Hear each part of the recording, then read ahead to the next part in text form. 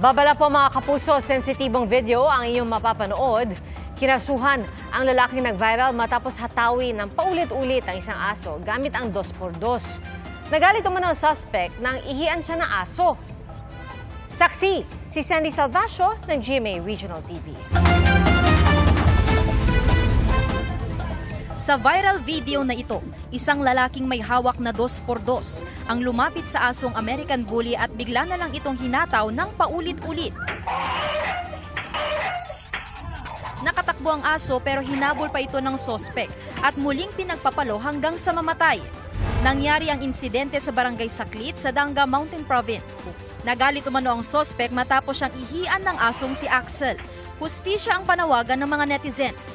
Kinundina ni Sadanga Mayor Robert Wanawan ang marahas na pagpatay sa aso. Dagdag pa niya, may paniniwala raw ang mga katutubo patungkol sa pag-ihi ng aso sa tao kaya't nagawa ng sospek ang krimen. May belief kasi kami na pagkaihiyan ka ng aso, may malas o kamatayan, yun ang belief. Sa galit niya siguro, nagawa niya yun sa harap ng mga tao. Sinampahan na raw ng kaukulang kaso ang lalaki.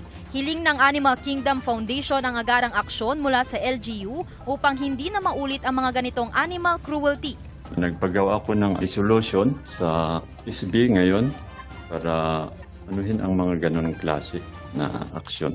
Sinusubukan pa ng GMA Regional TV na kuhanan ng pahayag ang sospek. Para sa GMA Integrated News, ako si Sandy Salvacio ng GMA Regional TV, ang inyong saksi. Mga kapuso, maging una sa saksi. Mag-subscribe sa GMA Integrated News sa YouTube para sa iba't ibang balita.